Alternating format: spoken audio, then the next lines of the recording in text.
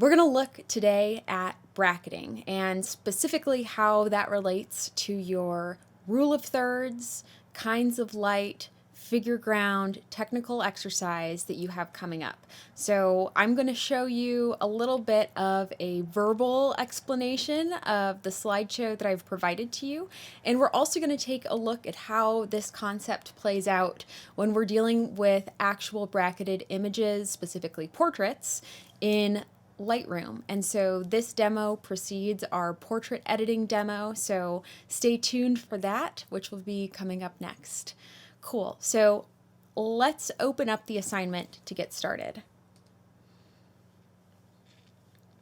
Okay.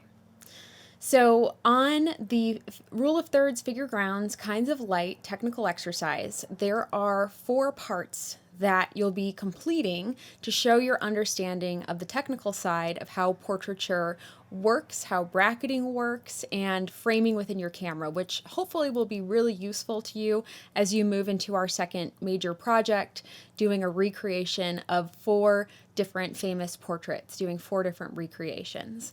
So if we look at this technical exercise, I've included a description on what bracketing is and what that means, what the rule of thirds looks like, and how to be able to see that as you're framing in your camera or even in your camera phone, what the figure ground relationship does to our understanding of the subject, and kinds of light, so the lighting direction, lighting position. Hopefully at this point you've watched the essential lighting playlist that I've given you as well to kind of springboard into understanding some different ways you might set up light, look for good lighting conditions outside or within your own home.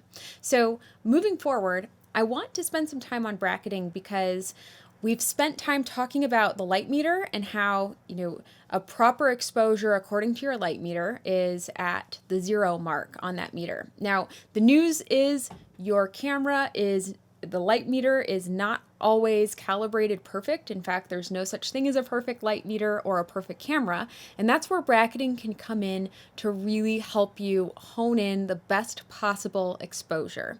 And in beginning digital photography, the thing we want to do and focus on is finding that correct exposure so we can bring in as many different tones as possible when we get into the editing process.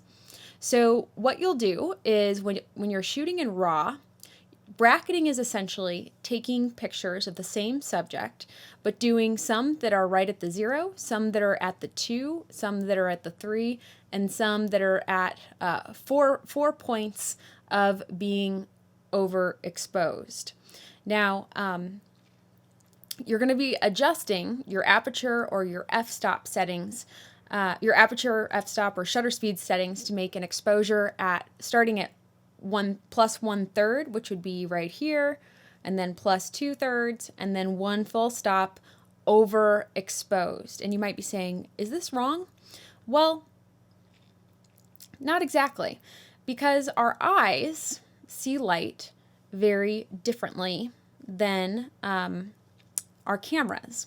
And for this, I am going to hop over to this PowerPoint. Here are some pictures of me that I've included in our Google Slides here, and this is what this looks like. So Jordan photographed me in my garage when we set up this summer, and I started each series of exposures holding up a color checker card so that we could balance to the gray tone. And as I've mentioned to you guys, you can print out a gray card from online just to get a neutral gray tone that you can use to find that correct white balance temperature as you're going through the editing process in Lightroom, as we talked about with the law of reciprocity. Now, as you can see, each time Jordan brackets a third stop a little bit brighter, the image, the subject, me, gets a little bit brighter as we go. Now, you might be thinking, well, if your camera tells you this is fine and this looks good, why would you go overboard in finding all of these different exposures? Well, let me bounce over to this chart here. How your camera sensor understands dark to light is a linear distribution 6-stop sensor range, and that accounts for how all of the different pixels get mapped when you pull them into the editing software, and why we can pull out so much information from our really big raw file. Whereas our eyes, our brains understand dark to light right about here. So you notice the main difference is that the camera has all of this bright space where we can still pull in information, and that's what we want to do in the editing process. So if we look at Jordan's catalog here of the photo of me, you can see that we're looking at a before and after of a plus 2/3 raw exposure. So that means that on the light meter here, it is positioned as he's looking through and looking at the light meter, it is 2/3 overexposed is what the camera is saying. So when we look at that, we can actually we can recover all of these highlights just like that and still retain detail in the darker tones, which is going to give you the most detailed, accurate photo possible. So are we kind of tricking the camera in order to do this? Yes, but that's the power of editing in Lightroom and the power of editing raw files. So it's great, and that's why we did this shoot, as you can see, with so many different photos. So I encourage you, as you're looking through the lecture, to rewatch this moment where we go through all of the different bracketed positions as the light moves around me. And then with figure ground, this is the next part of the assignment that you'll be looking at.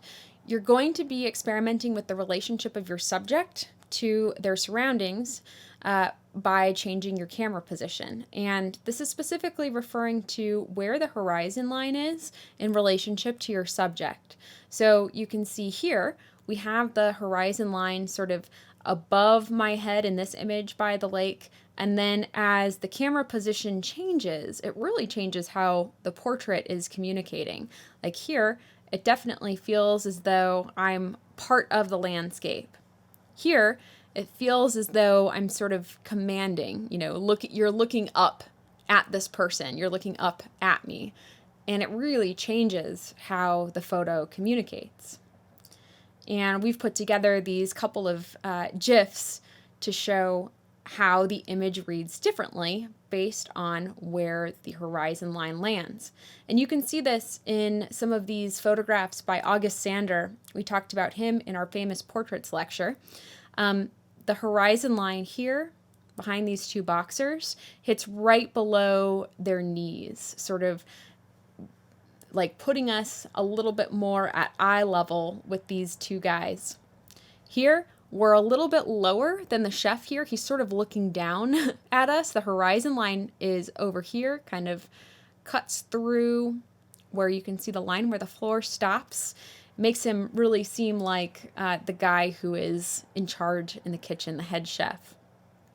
And here, in this tragic photo by August Sander, the horizon line actually cuts right along these gentlemen's head. And I believe that the story behind this image is something to the effect of 2 out of the 3 of these guys passed away shortly after this photo was taken. So you have the power to define the importance of your subject in relation to the background and strategically place them in relation to their surroundings and your camera. So if you look here, we have a lot of environment around the woman standing in front of the fireplace here. It's very much about the environment, the scene, this crucifix laying on the table. It feels rebellious. Whereas in this image, she is very much isolated from the background. It's blurry and out of focus behind her as she's delivering these glasses for maybe a drink of scotch to the people who she's serving. So 2 very different images. She's very much in charge. She's very much subservient. And then the last part of the assignment, as you read through it, that you'll be experimenting with are kinds of light. And this is going directly back to our experiments on lighting position, the environments where we found different lighting possibilities on location, kinds of light. So, whoop, you can look at examples of hard light, where the light is hitting the subject, not very diffuse, it's a lot more dramatic. Soft light, like a really cloudy day where the subject is very evenly lit, there aren't any harsh shadows on the face. Bottom light, in this creepy image that you can see hitting the bottom of the subject here, it's sort of that like, are you afraid of the dark, flashlight underneath the chin look. It can be a bit creepy. And then top light or butterfly lighting hitting the top of each of these very famous musicians, if anyone knows who they are, on the top of the nose, the cheeks, and the forehead. And then, of course, lighting position makes a huge difference, as you guys saw in the demo in our garage studio here. This woman is illuminated really nice and soft in the front, but she has a little bit of this halo from a tiny bit of backlight from the setting sun. Side light here, this stereo album by the Beatles, showing one half of their face illuminated, and then backlight, which is helpful for creating silhouettes of a subject. Tends to look better in black and white than it does in color, in my opinion, but that's just me. So I want to bounce back to this bracketing example and show you guys how this works in practice. I have the X-Rite color checker card right here, and I have a full series of images starting here. This is at the normal exposure. This is one stop. Oops, did not reset that one. Here we go. This is one stop overexposed, and you can see that jump in my histogram where the highlights are, 2 stops, and then this is one full stop overexposed, and here you can see where it's starting to clip in my histogram. So starting here, let's go through and edit, and I'll show you why overexposing a little bit is always better than underexposing. And what you're going to see is that we can retain a lot of detail in the darker areas, like in these dark jeans that I'm wearing. So I just hit W, I got my temperature selected, and I went ahead and metered off of my X-Rite color checker card, and that changed the image just a bit. Now I'm going to hold down my Option key and slide that white slider until I can see all of the white spaces kind of slowly disappear in the main part of the image. And then I'm going to hold it down on the blacks as well, hold down the Option key and find those darkest blacks and pull those in so I know that I am not losing information. Cool. The next thing that I want to do is, since we're working with a portrait, I'm going to add 10 points of contrast. And I'm going to take out about 15 points of clarity just to kind of make it a bit softer. Now what I need to do is synchronize this image with all of my other images. You know what? Let's add our chromatic aberration and profile corrections as well, just so we've accounted for lens corrections, and I'll pop up sharpening to 50. Now we're in a good spot. Cool. So what I'm going to do is set this to be my master, and I'm going to hold down the Shift key, select that last one, hit sync. And I definitely don't want to synchronize exposure yet, but I do want color, lens corrections, clarity, sharpening. I didn't do anything to tone curve, but certainly want white balance and the black and white points and contrast. Cool. So I'll hit synchronize, and now all of those are selected and synced. What I want to do is show you, even in this one that is, so this is like pretty bright, this is a little brighter, this is definitely brighter.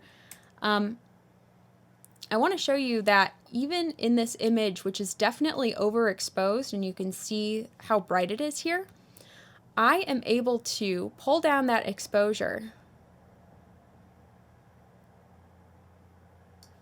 and pull down my highlights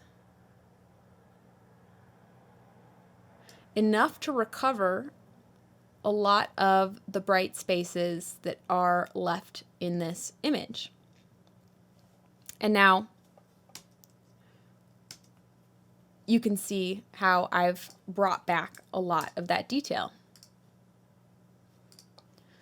And what's great is if you look at some of these other images from the shoot, like this one, for example, if I show the before, how bright and how hot the exposure is there, and then after, and I can even, if I hit this YY button, put them right next to each other, I can see how much of the highlights and overexposed areas I've been able to recover. And the same is true over here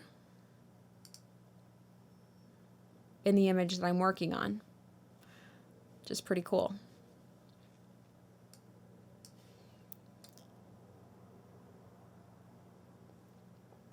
And what you're looking for, especially on skin tones, you know, this one might be a little bit bright right here. I'm able to recoup most of that information, but, you know, I have all of these different versions, so it allows me to find the version of the image where I've bracketed in such a way that I'm able to recover a lot of information. So it is better to slightly overexpose or overexpose by 1/3 to 2/3 stops and bring the information in, as opposed to underexposing and ending up with a really muddy or cloudy image.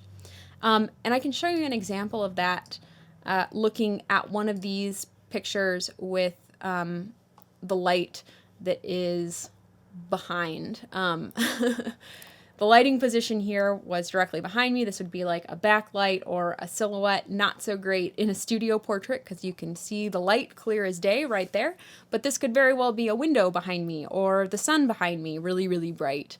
The problem is you're never going to be able to necessarily collect all of that information, or it's just going to start to get kind of muddy if you try to bring up the exposure. It doesn't have that same sense of clarity that we get from the properly exposed images. And truth be told, every camera is a little bit different, so you have to experiment with bracketing in order to find the sweet spot for your own camera. And it's, you know, it's not necessarily going to be the same as another person, even working with the exact same camera. But if you look here, I've recovered all of the detail in the jeans in the darkest area of the piece. And I've also been able to find all of my highlights, bring them back in without losing any information. I don't have any big peaks over here on the right of my histogram. I don't have any peaks over here on the left of my histogram where things could potentially be very, very dark or crushed. So that is bracketing, and why you should experiment with bracketing for your rule of thirds, figure grounds, kinds of light, portrait exercise as you become more familiar with work in portraits. So I am going to,